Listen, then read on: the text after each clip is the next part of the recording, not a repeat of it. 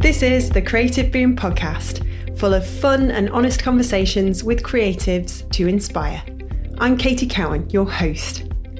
Well, I hope this podcast finds you very well and that you're enjoying season 2 so far.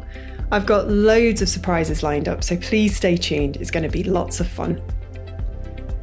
For episode 34, our guest is Simon Dixon, co-founder of DixonBaxi, one of the world's most respected brand and design consultancies, boasting clients as big as Netflix, AC Milan and the Premier League.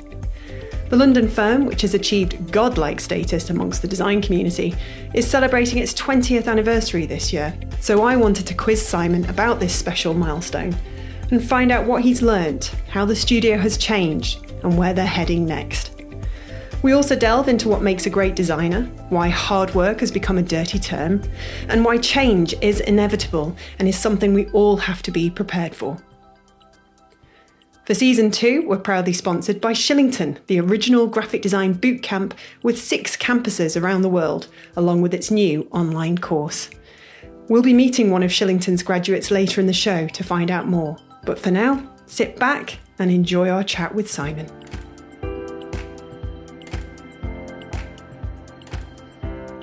So welcome, Simon. Thank you so much for joining us. This is our second season, and I'm honoured that you've agreed to come and share some of your wisdom and advice because, gosh, 2021 is your 20th anniversary of DixonBaxi, isn't it? It certainly is. Thanks for having me. I'm looking forward to the chat. But yeah, it's we're at 19 and a half years now. So I think it's October the 31st, 21st.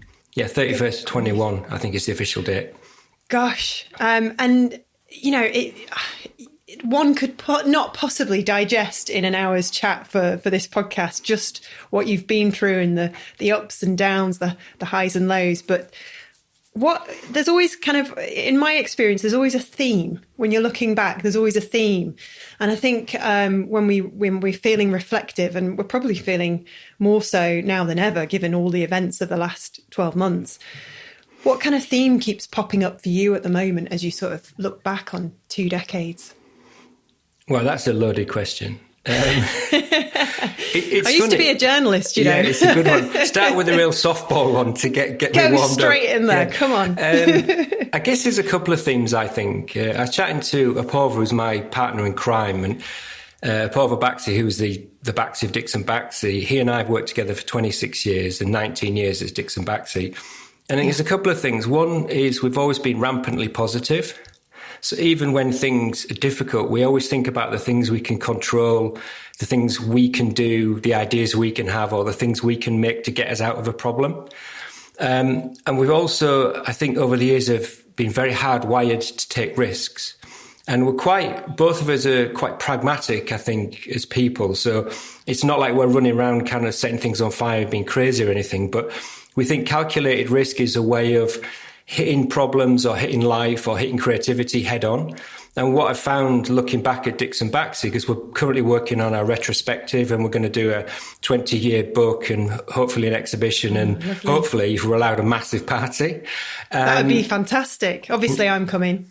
Well, for sure, yeah. Hopefully it'd be a really nice chance to put our arms around, metaphorically and physically, all our good friends that we met over the years, because that's one of the sad things about the last 9 to 12 months is that kind of human distancing. But when I look back at the 20 years, I think the time we made a decision to take a chance has always paid off. It might not necessarily have paid off in the way we expected, but we always felt like we've moved forward incrementally. And I like that feeling that tomorrow's more exciting than yesterday. Yeah, I get that. It's a journey, isn't it? It's not like constantly focusing on the destination. It's that satisfaction that you're tackling all these different things, because often you're thrown in at the deep end when you're starting a business and you're wonderful on LinkedIn, for example, sharing so much wisdom with people who are just starting out, people who are just graduated, people who are thinking about starting their own studios. But it's you kind of have to go through it yourself, don't you? And it's only when you come up against these things, but the satisfaction when you solve that or you get over that fear and you take that leap. Yeah. I mean, our MD, Rachel, she always talks about living in the moment. Because obviously if you're running a company, and certainly we have 35 people, I think now, your responsibility is to those people first, obviously to your work and your clients. And particularly when it's difficult, you worry about how people are going to live, what's going to happen. But you've got to remember to also live in the moment, enjoy the things that you have and the things we're doing. So we tend to do that, which is we look to the future, we look to what's next, but at the same time, try and enjoy the fact that we get to do really interesting and exciting things. And I think if you can vacillate between those two things, I think it's really important. And we make lots of mistakes. And my belief is if you make more correct decisions than bad ones, you'll be successful. But you can't look back at the bad decisions and carry them as baggage. You have to let them go because it's a human-driven pursuit. We're all people, and it's a creative endeavor, which is not perfection. And I think if you expect things to be perfect, if you expect things to go your way all the time, or you're surprised by change, you're going to be rattled. But if you get ready for change and you embrace it, then I think you'll be better. I think that's wonderful sentiment, and it's something I'm learning as well myself, and probably a lot of people. I think we were thrown into the storm last year, and I think in my experience, I think I probably was getting a bit too comfortable, and a few things happened, and it was suddenly like, but then because of all of that uncertainty, I think it kind of just forced me into this position where I was like, okay, so this has happened. And it was a wise friend of mine who lives in California. She's a lawyer who said to me, Katie, anybody who does a business is going to have to face the fact that they have risk, a certain amount of risk. And so it's facing up to that, isn't it? It's facing up to the uncertainty. And I guess it's easier said than done. It comes with experience and going through those scenarios multiple times. As you said, you've made the mistakes and you've built an armor, I guess, and you've got a tool belt that is really helping you sort of navigate these rocky seas at the moment, I guess. Yeah, I think it is. I suppose a tool belt's a good way of looking at it, because as you learn, you know what to expect from certain types of situations. But I think the thing is, no one ever tells you that if you run a company for any length of time, and even if you have a career for any length of time, at least a third of that's going to be in recession. At least a third of that's going to be in situations you can't control. There's this sense that when people publish books and online and social media, it's always about the entrepreneur, the rock star, the ninja. And it's about this perceived perfection of our endeavor being something amazing experience. And it doesn't work like that. You have to build your business to work when things are bad, because if you don't, it will break. So when we go into a difficult time, we've already pre-planned our business to be strong when things surprise us. It's just we don't know what's the thing that's going to surprise us. When I started a business, I didn't know there was going to be a global pandemic, but I did know that we'd have to operate at half our operating level. I did know that we need cash reserves. I did know that something might happen just when we think things are brilliant. We're going to get kicked in the teeth. So, and that's not pessimism, that's optimism that drives that, because we want to be able to take risks. So we build our strength for when things are difficult, and then when things are good, we can make massive leaps. That's really wise to share that. It's real wisdom, and something I think a lot of people don't appreciate. Yeah. I hate that word because it makes me sound old. Yeah, well, you are. Thank you. So am I. See, I'm very charming, as you can tell. But you clearly love what you do. I mean, what makes it so much fun for you to be in the position that you're in? I suppose it's a couple of things, really. One is, you kind of don't choose to be a creative person. I think you just start to feel that you want to create things. And in my case, my job is to create the environment for other people to create things. So I've been very lucky in my career to do all sorts of wild and wacky things, work with the world's biggest companies, do crazy projects and concept cars and futuring projects and huge digital projects and rebranding AC Milan and things. So, oh my goodness, yeah. You do all those great things, and I love that. But what I get a thrill from now is creating the space for the team and our entity, DixonBaxi, to try and make the work we're proud of. And that's the metric for us, is the pride in the work. Awards and things like that are not that important. It's whether or not we love the work and it's doing the right thing. And I think if you create the space for people to achieve the things they'd like to achieve, you get this massive amount of energy. So I get a huge influx of energy from watching the team work on projects and trying to help them do so. And then you also we design things for millions of people, and in most cases, hundreds of millions of people. And I get a real buzz from the democratization of a design. So not designing for people just in Shoreditch, but for designing people in Mexico and Japan and California, and designing for as many people as possible, but not compromising on the quality of that design.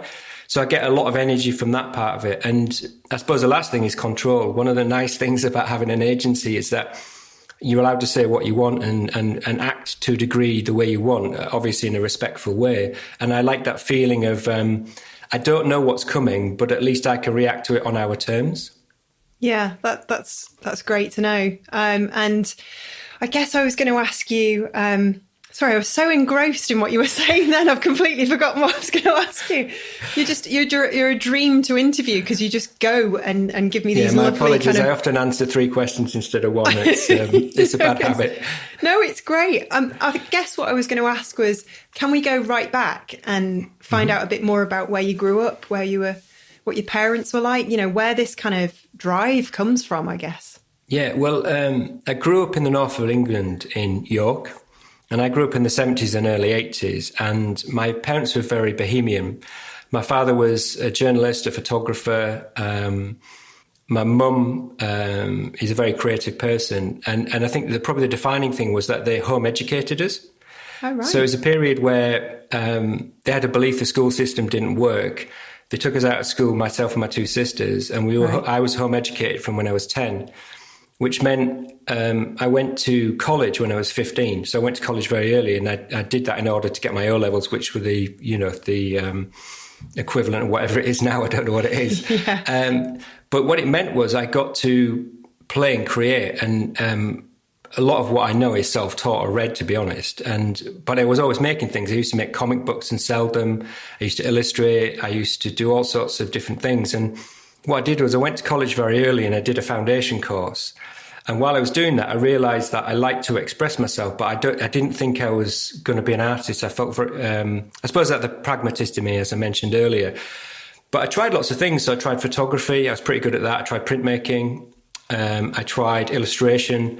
And then I started to think about if I could blend all those things, graphic design seemed a discipline that allowed you to try lots of different things. So I did what's called an ordinary national diploma in design in York, which is a vocational design course. And if I was being honest, it was pretty terrible. But the people on it were really inspiring.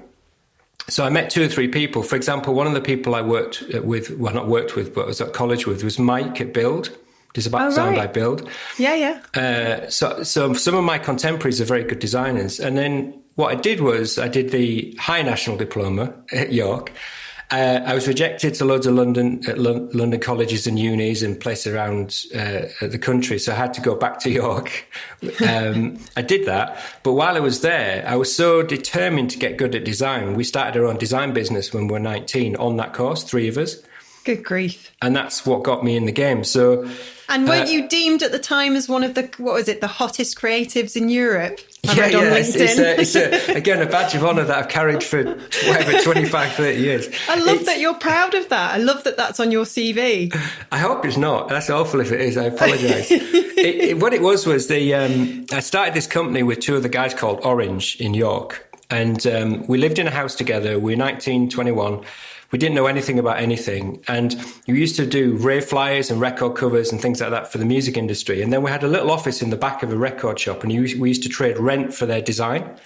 So that meant we could do that. But the work at the time was really disposable because it was really fast turnover.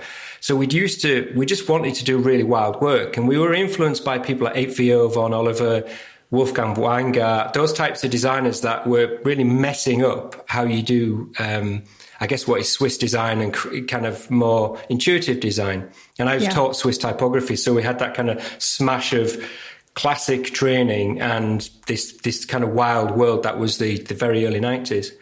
And we just did that. And because the work was really kind of out there and wild, people like Baseline saw the work and said, that's where that came from. Gosh, that's amazing. And then here we are today, and you've got this successful agency. And how many kind of people work for you now? It's, I think it's about 34, 35 at the moment, but we're just hiring. So I would guess by April there'll be 40 of us. That's fantastic, especially in the middle of what we're experiencing. Congratulations. Yeah, very. So when did you and Apurva decide that you were going to go from just the two of you to take that leap and start employing your first members of staff? Well, Apurva and I had worked together for quite a few years beforehand, running a much bigger agency and growing that with some other people. So we opened in studios in New York, San Francisco, Sydney, London, and we cut our teeth in our 20s, I guess, growing agencies, and that agency became over 200 people. So we learned how to run big agencies both badly and well. So we kind of, when we started DixonBaxi, we reacted to that, and DixonBaxi was about getting back to the basics of creating ourselves and trying to re-find ourselves. And that was why there's two people. It was reaction to all the bullshit that goes with having big agencies and the bullshit of the industry and that kind of the narcissistic part of it, I think. So we stayed very quiet and we just did the work, but we were very lucky that the work itself remained large. It was very large brand projects. And what happened was we did that for 4 or 5 years, but we kept having to turn work away. And eventually we said, this is kind of stupid to turn away massive projects because there's only two of us. So we just slowly grew, and then we carefully grew it from there. We had a couple of periods which was tricky where we had to blend the team, and as you grow there's a lot of stresses and strains, but we tried to control that growth because we've been through that before, and it gets tricky if you expand too fast. You have to surround yourself with really good people as well, don't you? I think that's the kind of key, isn't it, to that success? Yeah, you need, it's about good humans. It's good people, I think. I've always had the belief that if you hire good people who have good potential and a good perspective and attitude and drive, you could teach any skill, but you can't teach being into what you do. You can't teach the love of design, or you can't teach passion. So that's what we've always done. We've hired people who really love what they do and try and get out of the way of them. They'll probably say different. They'll probably say that we're poking around all the time. And the other thing is we try and hire people who are not us, because I think it's so easy to mold people into what you are. And I think it's a real danger. So we try to get out of the way of that as well and hire people who are not like us. So when someone joins us, they expand what we are in terms of the output and the way we carry ourselves. And having all those different perspectives only makes you stronger. But you are right as well. I mean, I've interviewed people, and often the thing that's missing is that passion, that drive. You wonder why they even bothered turning up for the interview. And, people are always asking for tips on how do they get that first step on the ladder. And really, it's pretty simple. Do something you love and have a real energy and a real passion for it. Because otherwise, it's not going to sort of do them very well, is it? No. That first, it doesn't fall into your lap. I think I get, well, every single day, loads of people contact me and ask me, for tips or to look at folios or whatever. And I try as much as possible to interact with them, because I remember what it was like when I was in the industry. Even though I had my own company, every month we'd go down to London to a design agency and go meet them to find out how design works. So we went to Why Not Associates and, Battle Buckets, Hegarty or whoever, and met them. Went to meet Vaughan Oliver and people like that. And I always remember that feeling that the knowledge they give you gives you power. So I try and do a similar thing, but I've got this sense that a lot of people expect things to happen for them and it to be a kind of uniform process that's a call and reaction, but they don't really ever see the other side of it. So I always tell people that it's about perseverance and starting small and doing lots of little things that build up, because people have this perception that success comes quickly. And for some people it does overnight, but I'm a 30-year overnight success. It's 30 years of working very hard that put me where I am now. Yeah. Nobody said, here you are. I had to go and take what I wanted to do, in the most positive sense of that, I mean. So, I tell people to, as you do, which is do the work you love and don't be afraid to start small and build, because if you're good, it will. Yeah, and we mentioned hard work. Hard work's kind of become a dirty word, hasn't it, over the last sort of 10 years, as people have become naturally burnt out. There is a kind of message that goes out there about hustling and side projects and starting your own business, and how becoming a freelancer or growing a studio is the only thing that could make you possibly be seen as successful. But I don't know. I think it's difficult, isn't it, when people come to you and they're like, what's the secret? And you don't want to say, well, actually, it's a lot of hard work and graft, because you don't want to be seen to be promoting that kind of, theme, I guess. Yeah, it's a strange tension, because I believe that hard work does pay off, but it has to be on your terms. So if you're working in an environment or on something that you don't love, that work really overruns you. Yeah. If you're doing something you love, you can go for a long time, but you still got to be aware that you need to break, you need to stop. Nobody can work, indefinitely. So I think it's about balance. But at the same time, there is also this perception that you should be given things just because they exist. And of course, it doesn't work like that. If you want to climb Mount Everest, you have to climb lots of smaller peaks beforehand. If you want to run under 10 seconds in the 100 meters, you've got to run over 10 seconds, thousands and thousands and thousands of times to do that. And nobody seems to be surprised by that. So the great athletes train very hard. So why wouldn't a designer train very hard?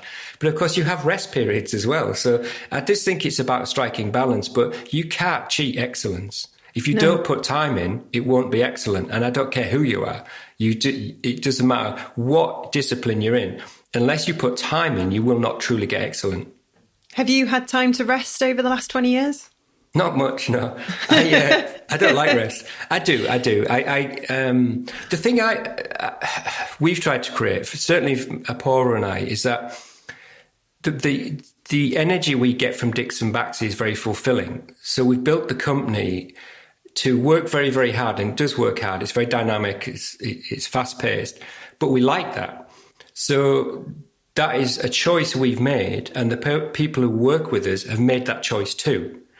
We demand excellence for people, but we do that on the merits of it being reciprocal. They need something from us and we need something from them. So when I think about hard work, it's just what I know. If I was a musician, I would be going to gigs every night, and I would do that. If I was a footballer, I'd be on the field practicing my free kicks.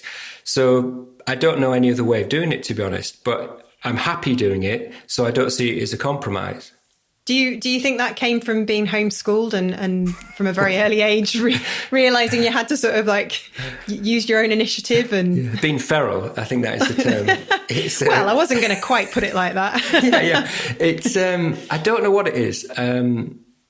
It's hard. I was going to say, what drives it? Because it takes a special kind of person to put in that much dedication. I don't know that it does, though. I don't know. It's very hard to know, because you can only know your career. Yeah. But I know lots of people who run their own agencies, and I know lots of people who are independent creators in lots of different levels. And I think it really depends what fulfills you. So I like working at scale, which is why we work, I suppose, to a certain degree, very hard, because it takes a lot of effort to create work of that scale, and it takes a lot of people, it takes a lot of collaboration. But there's nothing wrong with putting the hours in. If you're painting in your bedroom and you wanted to just paint art, you might put an equal number of hours to me, but it's not perceived the same way. So I just see it as a choice of when you kind of flex a concertina of time, really. But I don't know how it works for anybody else, because I've never done anything else. I've never been employed really, truly, in that sense by anybody else. That's told me what to do. You haven't at all. You've always been kind of an independent, fiercely independent, and gone your own way. Or happily independent, I think. Happily independent, absolutely. Yeah. One of the kind of things that pops up a lot on your website, and the way you work and your processes and how you work with clients, how you conduct yourself as well, is bravery. Be brave. Mm-hmm. What's the sentiment behind that? It goes back to taking creative risks. I think if you're in the industry for any length of time, you've got a choice about how you develop your creative output and how you develop your career. And you can be very linear, like Dieter Rams, who has a very systemized and really beautiful approach. Or you can be more eclectic and try different things. I prefer the latter. And that means that you have to be hardwired to change, because you're honing experience and basic skills, but you're setting yourself up for change. Plus, our industry has changed radically as I've been in it. And it always does, of course. But technology and systems have facilitated completely different ways of designing for people. So we've really enjoyed learning those things and hopefully being at the forefront of them.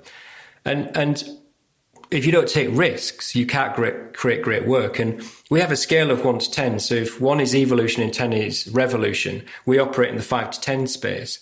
And we're explicit with clients where we say, look, if you want someone just to kind of polish and tap things, that's great. There's loads of fantastic agencies that do that.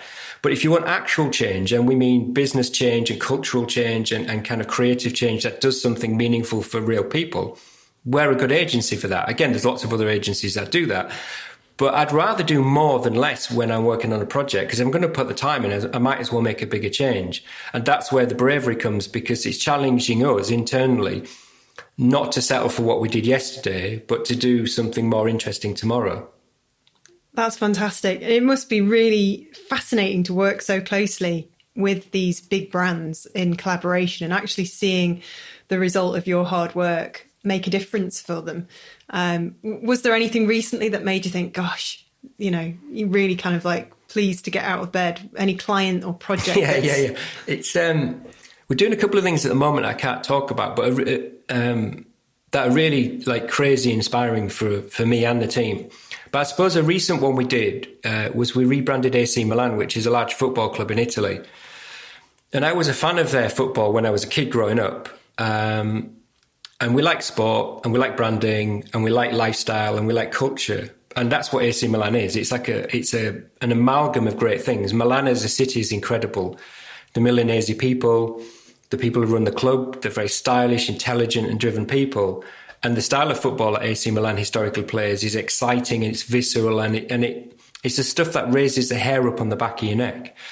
So when we got a call from them, that's like one of those moments in your career where you go, well, AC Milan has called us. And literally, I was like, fuck. AC Milan has emailed us. And it's a really visceral experience. And what was nice about it was we were designing something that's 120 years old. So AC Milan is an old club. But the job was to make it contemporary and connect to a much more connected world. So you've got all the fans in the stadium, which is 80,000 of them. And then you've got all the fans in Milan and what AC Milan represents to Italy. But their growth is going to come in Malaysia and China and South America and places like that. It's not just going to come in Italy. So you have to create a design system that keeps the truth and authenticity in what AC Milan stands for and is meaningful to people. But then you have to make it more contemporary and active. So that tension point is a really exciting creative brief. And I think we did a pretty good job of it. Oh, yeah, absolutely. Can I come and work with you, please? It just sounds really interesting. So going back to the brave aspect, you have started this series on LinkedIn. Well, I say you started it, you've been doing it for a while, where you just share little kind of nuggets of wisdom, that word again. And it's just so uplifting. I mean, I think a lot of people needed that. You mentioned earlier as well that the industry can sometimes be a little bit, cloak and daggers and, and people who are just starting get so much reassurance when somebody like yourself says, actually, it's okay. And it's all right if you're human, and it's natural that you're going to make mistakes, and you can't climb a mountain without climbing a few hills first, that kind of thing. I think you put it more beautifully. One of the things that I got involved in the conversation with you last year was the negativity aspect. I can't remember what it said, actually. I've got my notes here. I'm going to look at my notes furiously. Negativity is corrosive. It is. It is. And I sort of felt really passionate about this because over the years, obviously working in the creative community, I've come across my fair share of negativity. Thankfully, for the most part, massively positive.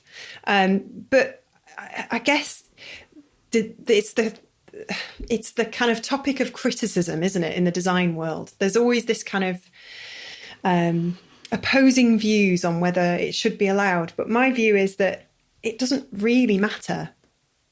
What matters is whether the client is happy. So to sort of negatively point out where somebody else has gone wrong in the design world, I just think it's a little bit pointless, really. It's a bit mean-spirited, I think that's what it is. Yeah. It's just a little... I guess there's two levels to it. Generally, I think it's about context, because I think it's completely absurd that someone sees one piece of work and then says, that's shit, that's crap, that's whatever. They're not the target audience. The client's not the target audience. The person on the phone using the design is the target audience. Ask them whether or not it works, not another designer. Because it doesn't work like that. You're designing for real people. You're not designing for designers, though some designers are real people, of course. But Some of them. but it's a context thing. And then if things are difficult, if things are really hard, like last year, and people are trying to survive, people are trying to figure out their mental health, people are trying to get through what is profoundly different to anything we've ever had before, what do people really need to do? They need to lift people up. So if you say, I've seen this piece of work, it's shit, how is that person going to feel the next day? They're going to feel terrible. So you're not adding anything positive to the world. Now, I think critiques are important. We have a very honest critique within our own studio, and we're super honest, but it's in a safe environment. If I'm judging an awards, I'll say none of this work in this category is good enough. If you ask my opinion, if you say, Simon, what do you think of this? And I always do this. If someone says to me, can you look at my folio? I'll say, if you want me to, I will be honest. I'm not going to bullshit around. If your work is no good, I'll tell you. But I'm asked, I'm given permission to do so. I also think that a lot of the people who make comments are making comments because they're unhappy about something else. And that taps into the whole thing of bubbles and social media and the fact that people have been given permission to be negative when they shouldn't be. And they're angry about something or upset about something. And if you root back to look at their work, most of it's shit as well. So who are you to tell me, you know? So I think it's a number of moving parts. But I think when things are difficult, everyone's job is to lift everyone up and to be as positive as possible and real as possible, and realize that there's millions of ways of being creative. There's no one right way. We're not accountants. It's not a numbers game. It's a subjective, human, creative process. And there isn't one way of doing that. So do it the way you want and fuck what anyone else thinks. And now for a little break to get some creative advice from Jack Trotman, a designer and artist based in London who's also a lecturer at Shillington in the capital. As Shillington is our sponsor for season 2 of the Creative Boom podcast, I thought it would be a good idea to get some helpful tips from the very people who work for the original graphic design bootcamp. I asked Jack, where do you see some designers going wrong, and what advice would you give to help them put things right? I see so many young designers just deleting and destroying work. But I think, I definitely did that when I first started out. If I was doing something and I didn't like it, I'd just get rid of it. But actually, please don't do that. Don't get rid of it. Those are like your B-sides or your sort of demos. And I also think those are really great things to share. So if you're working on a project or you're working on something self-initiated, perhaps, if there are things that didn't quite work out, share them on Instagram, share them with people. You'll be surprised at what people find interesting, and you'll also be surprised at what sorts of mistakes actually end up making something that's much, much better and much more interesting to other designers. To find out more about studying graphic design in as little as 3 months online or at one of Shillington's 6 campuses around the world, visit shillingtoneducation.com. Now, back to Simon.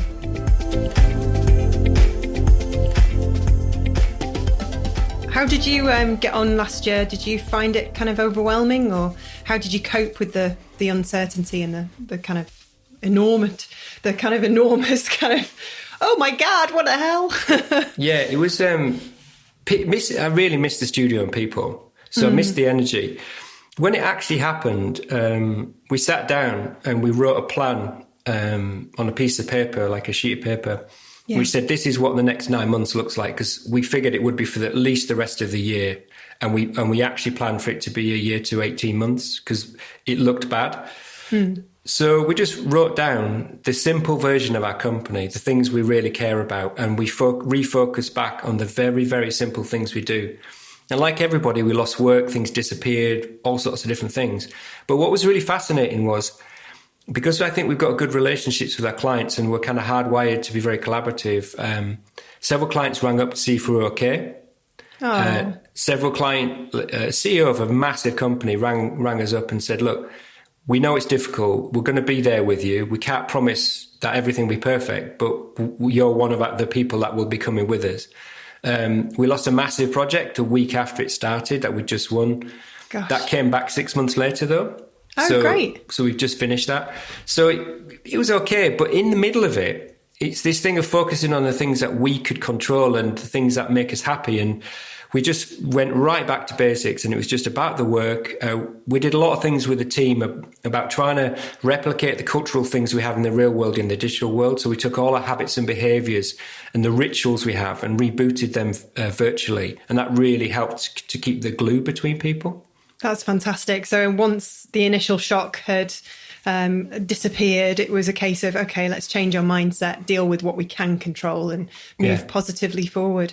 And how are things changing for this year when hopefully, fingers crossed, things start to get back to normal? Will the DixonBaxi office look different, or will flexible working be more of a thing? I mean, I'm pretty sure with somebody like yourself, flexible working was already in place anyway. Yeah, I suppose there's ways of looking at it. We really love having a campus, having a home, and having a physical place, because if you're a team, you need to interact. But we work internationally. 80% of our work is international. So we've worked remotely for 2 decades. You know, we got loads of clients in Russia and America and South America. So we're used to doing video conferencing and this type of thing all the time. I think what's changed is the day-to-day working. So I think we will have a flexible system of remote, physical. We'll have a kind of spiritual home. We'll have our gallery. It'll have all our things. It'll have the kind of the energy that you get from that, because we believe in that. And I believe humans are tribal. Nobody wants to sit in a room on their own. I don't care what anybody says. Yes, some people, because of life choices, like to work at home, but that isn't the operating system for the human race. No. You have to move and travel and see and do and experience. And creating great work is about how you interact together. So we'll have a mix. And I like the idea that somebody in New York can work with someone in South America and someone in our studio. And some of our team are in Romania, Edinburgh, South Africa. So they're working remotely as it is now anyway. And are you hopeful for this year? Or are you kind of looking forward to what's in store? Yeah, I think so. I think I was hopeful last year, I've got to be honest. I take it as an affront that we have to change what we do, and I was annoyed at that. So I wanted to poke the year in the eyes. I didn't want to give up and just settle for losing a year because the year was difficult. So we tried to be as productive and as creative as possible and protect the team as much as possible. And that has worked in a sense. So we come into this year as busy as we've ever been, if I'm honest, and we're hiring. And when you're hiring, it means that you can increase the creative strength of the team and kind of spread the ability. It's our 20th year, so it's also psychologically, it's a chance to reboot for real, because when you come to the end of a decade, it's much more than just an annual change. So we're thinking a lot about what's the vision of our creativity next? What's the next version of what we are? How do we, I suppose, take all the things we've learned and think, if you had all of these things, this amazing team, experience, clients, the physical space, the virtual systems and all that, and you said, now go make something amazing, what would you make with that? So that's rolling around our heads. Yeah. And I love the way you sort of go out and find talent on LinkedIn, the sort of spirit of your posts and how you sort of ask people to come and work with you. It just kind of gives a sort of glimpse into what it must be like to work with you. And there's you'd have to ask the team, because they'd probably tell you it's terrible. They'll probably think, what is she going on about? It's funny. I wish I could employ more people. There's nothing better than hiring someone. It's such an amazing feeling to meet somebody that you connect with. Yeah. And then be able to employ them and then create a relationship with them and then hopefully create the space that they can do something amazing and feel proud about the work. But unfortunately you can't. So we try and meet as many people as possible and get to know them. And what I always say is often we'll meet people, we don't end up working with them for years. So you never know in the industry. If you're in it long enough, your paths cross quite a few times. And I'm a great believer in just getting to know people. And then you determine how you collaborate in the future, sometimes permanently, sometimes temporarily, sometimes on and off. You don't really know, and sometimes never, but you just remain pals. Yeah, I think business is people, isn't it? And I think people underestimate how important it is to nurture relationships with others. I mean, this is probably something that's another driving force behind you, going out and making friends. And I bet you're sort of still connected with people that you worked with 30 years ago. Yeah. My first business partner in Orange was one of my best men, and Apoorv was my other best man. So I've got friends who I've known all the way through my career. One of my very best friends in America, he's in LA now, is in New York, Jim. I met him when I worked in New York. So that's one of the great things about our industry. You meet really amazing. My wife is our MD, and I met her working. So, you know. And does she work just as hard as you? Yeah, harder. She's much better than I am. The reason our business is so good is Rachel in terms of the business, the company. Are you good at when you go home? Or obviously at the moment you're home anyway. But at the end of the day, are you good at sort of switching off and not talking about work, or do you find yourself having mini conferences in the kitchen whilst you're cooking tea? We can switch off. I mean, it's very hard to truly switch off if it's your company, because if things pop in your head, and I find that I'm pottering around and I'm like, oh, I've got an idea, and that's how my brain works. It just happens. You can't control that. So yes, we do, but I'm also really good at switching off. So I can put my phone down and switch off. And I trust the team, I trust the world, I trust the clients, and I trust what's happening, that the world's not going to end if I don't do something instantly. And I think on a weekend, we definitely switch off. I sometimes choose to work because I like doing so. I really like working on a Sunday when it's quiet. There's something really lovely about that. But I tend to do something that's more fun. What I'll do is I'll write a lot of my posts and a lot of the material that I do on a Sunday, and I post it over time, because obviously I don't want to be doing it all day. So, you kind of blend it really. But yeah, we've got a pretty good balance. Occasionally we have to let a bit of steam off. Yeah, that's only natural, I guess. So you're still really kind of quite involved then in the work. Yeah, I don't run projects. I did run one project recently, and that was more because one, we're very busy, and two, I wanted to work on the job. Couldn't let it go. Yeah, it's a really nice one. But I tend to be above or to the side of the company, or underneath it, or whatever the phrase is. It's my job is to look at the environment, the strategy, the way the company operates, and protect people and hopefully do the right things. So I have a kind of roaming or roving role in the company, but I really, really trust the team. So if a job's being run, I shouldn't have to get involved in it. I do, of course. I will mention something if I see something, and Apoorv and I speak regularly about lots of different things, and I speak to everybody. But no, my job is to create the environment for everybody to do what they do. It's lovely, isn't it? Because when you get older, I think a lot of people I've interviewed recently, they've always said there's this kind of worry when you get to 40, that's it, you've achieved everything, you've run out of ideas. And I suffered it myself, to be honest. I was like, oh, that's it now, I've done everything. And you go through this kind of, I suppose not everybody does, but I did, and a few others I've spoken to have. And it's that lovely realization that you're only really just getting started, and it's just that you're at a different chapter. So you're not necessarily designing flyers anymore, and I'm sure those days of those memories are fond, but you're doing all these other wonderful things and still able to get involved, as you say, lead a project. Are you able to tell me about that project? I can't, unfortunately. I'm sorry. I will tell you when it comes out. I'll ping you and tell you what it was. Okay. I think it's about fulfillment. I think if you're a creative person, it's about feeling that sense of validation that you're making a difference, you're adding something, and you feel fulfilled by what you do. And as your career develops, and inevitably, if you're in the industry for a long time, you'll have done a lot of different things. but you can move around. So I started out as a print designer, and I've done lots of things. I've directed a feature film, I've worked on concept cars, I've done all sorts of different things. But in the middle of that is basically somebody who uses creativity to create systems and design and strategies and brands that facilitate relationships with people all over the world. It's like an ecosystem that we build now. And technology is a big facilitator of that.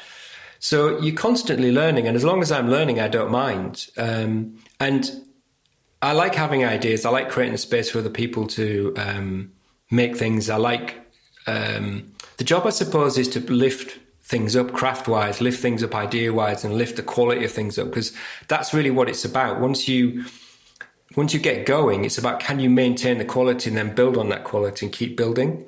So even this week, Apoorv and I have been talking a lot about how to improve the originality and quality of our work. If I'm doing that, I feel really excited. So I feel like I'm additive then. And then, of course, I feel fulfilled. Fear of failure, I think, is a real thing. Imposter syndrome's a real thing. Even after 30 years of working and success, I still feel like I might get found out sometimes. So I think there's a natural inclination not to want to do a bad job. And that's how I've always thought about it, is I want to do a good job. On a really basic level, I want to do a good job for people. And those people are my clients, but they're also the people that we're designing for. I want whatever we do to work and to excite people. And that worry is a kind of, I suppose it's a positive worry of like, are we doing good enough? Are we making things that matter? So it's not a fear that holds us back. It's a kind of fuel to improve ourselves. Definitely. And kind of keep striving forward. And I guess like we are always sort of trying to improve ourselves and our situation and definitely our businesses. Is there anything else that you think that you're going to be sort of focused on this year? Or do you feel like you're kind of in a sort of really sweet spot? No, this year we'll do 2 or 3 things. So we're going to focus on our retrospective, the 20-year retrospective. So that's a chance to look at what were we doing 20 years ago that's still valuable versus what would we like to do for the next 5-10 years. I think we're going to concentrate a lot on the values of our creative engine, the things that we care about in terms of creativity, and reinstill that through the team. I think training is a really big part of it as well. Creating the space for everyone in the company to develop their careers. So I think we're going to spend a lot of time on that this year, because last year that was very truncated. We had to go back to the basics of like, make sure that the company gets through this difficult period. So I think what we need to do now is put more time back into the team members and make sure that they're achieving the things they'd like to achieve. And then we're also expanding our kind of the digital part of what we do. I mean, we're digitally native in a sense, really, anyway. We're not a digital agency, but a lot of our work is fully digital. But we're enhancing that. We've got a new head of digital joining. And what that's going to do is retool us for the next version of how we articulate our work, which I think is a really exciting period. So we've got 2 or 3 quite big things to do. Yeah, definitely. And looking at the past, where you're at now and the future, it sounds like it's going to be a really good year for you. And in terms of your retrospective, what kind of things have you been talking about that stand out immediately that you know is definitely going to be in that book? I'd really like it to be like a no bullshit, honest interpretation of what it takes to run an agency. There's lots of books out there, but they're very carefully crafted in terms of how they talk about things. And, you know, we've done monographs and things before, so it's relatively easy to do a book that shows the work and roughly the process. But the actual reality of all the things we're talking about and the kind of the machinations of being a creative person, the way you carry yourself creatively, the things that drive that, and what it takes to be a creative agency for any length of time. I'd love to express that in a very honest and candid way, because I haven't ever seen anything like that. I've seen lots of people who kind of dance around it. So I think we'll do that. And I think it'd be quite nice to go through the work and contextualize where we started versus where we are now, and the type of work we've done. And again, maybe shine a light on the thinking of that rather than just show the work. And I think what we'll do is end up doing, the book will be published this time. So that means a greater audience will see it. But also we'll also do a digital version of it as well, which will allow everybody to see everything. So that's kind of the current gestation of the idea. Brilliant. Just going back to your point, talking about, how you haven't seen anywhere else in the industry talk about the reality of running a studio. Where do you think that comes from, this kind of bravado and this ego? Well, probably men initially, I think. Well, I wasn't hinting or anything. No, I mean, there's that kind of, was it alpha male thing, the testosterone thing? I know when I was younger, I was definitely fueled by that. And, sometimes I get a pang of guilt occasionally thinking back to that period where you're like, oh man, really? That's what you were like? But I think you mature and you grow and the industry changed and the world has changed. So you have to, I think, be part of that change. You have to be a positive part of that change. But I do think there's that sense that there's a secret recipe, I think. There's also that sense that you don't want to show your dirty laundry and the fact that being creative is messy. It's not perfection. And so I think it's a lot of that type of thing. And I think it's also protecting yourself from that negativity we talked about, because it's easy to get kicked in the teeth. But quite honestly, I'm not bothered. So if someone wants to kick us in the teeth, they can have a go. It doesn't really matter. So we're not worried about that. So I think I'd like to do something that's a bit more additive and a bit more honest. Not that other people aren't honest. I don't mean that. I don't think there's anything wrong with our industry. But I do think there is a little bit of kind of ego and stuff. It's mainly PR, and it's the worry that if we were more honest, that might somehow reflect badly on us. That might mean that a client might see what we've said and they might not want to hire us as opposed to someone else. So it's self-protectionism, isn't it? It's making sure that, they put out the best they can be. That is it. You've hit the nail on the head. I mean, that's what I used to worry about, was if I was honest, a client might not hire us. But then years and years ago, I thought, well, why would I want to work with that person if I can't be honest? Now, if I was rude or if I was negative in a bad way, then that makes sense. But if you're honest about what you think and someone doesn't connect to that, then I think that's fine. What happens is you tend to gravitate to people who have a like-minded approach or share your view of the world. So that's how we cultivate our relationships now. We talk about curating our clients, and we curate relationships rather than just wanting to work with brands for that very reason. There is a kind of protectionism, but I think it's if you can't be honest, then you're probably working with the wrong clients. That's very true. Absolutely. I'm quite happy to wrap this up here now, if you are, Simon. I really appreciate your time. Thank you. I enjoyed it. Thank you so much, and best of luck with this year, and we can't wait to see what's happening next. Lovely. Thank you very much. You've been listening to the Creative Boom podcast with your host, Katie Cowan. Thanks to our sponsor, Shillington, the original graphic design bootcamp that has helped students achieve award-winning portfolios and land incredible jobs in as little as 3 months. If you're interested in finding out more, go to shillingtoneducation.com. To listen or subscribe to the Creative Boom podcast, you can find all the information you need at creativeboom.com/podcast. See you next time, when I'll be joined by the rather hilarious designer, comedian and performer, Meg Lewis.